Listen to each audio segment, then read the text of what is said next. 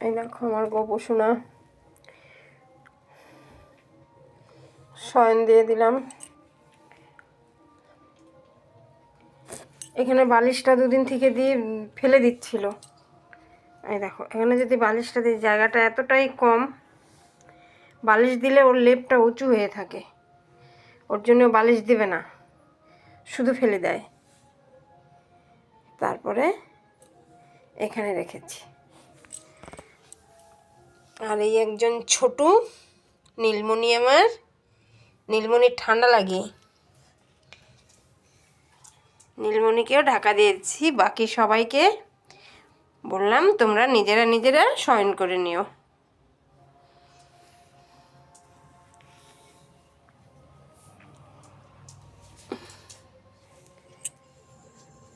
আমার গোপু সোনা এখন শুয়ে থেকো, পরে ঘুমায়। ভাই তুমি ভালো থেকো, সবাইকে ভালো রেখো। বন্ধুরা টাটা। আর এই যে একজন দেখো, বিরক্তর আর শেষ নাই আমার গো।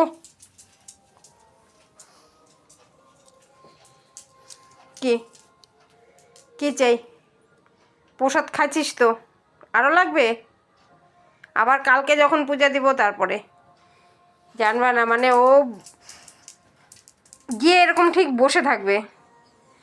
কখন আমি প্রসাদ তুলবো, আমি ঠাকুরের সামনে গিয়ে হাতে তালি মারার সঙ্গে সঙ্গে ও শুয়ে থাকলে উঠে চলে যাবে, যে জানে এখন হাতে যখন তালি দিয়েছে এবার প্রসাদ তুলবে।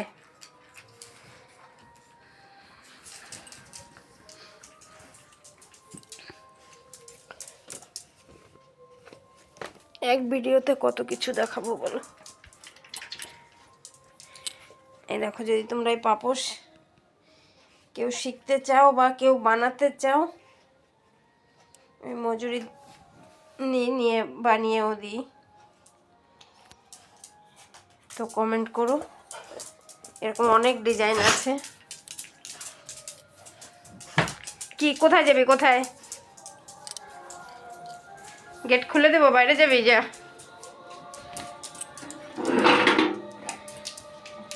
যা। চললো মহারানী। কোথায়? বিড়াল আসছিল? আসছিল? হ্যাঁ,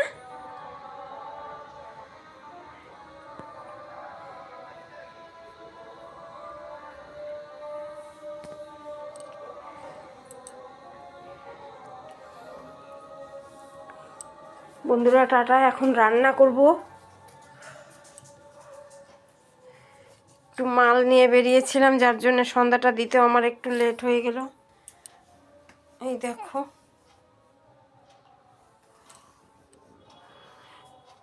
টাটা বন্ধুরা।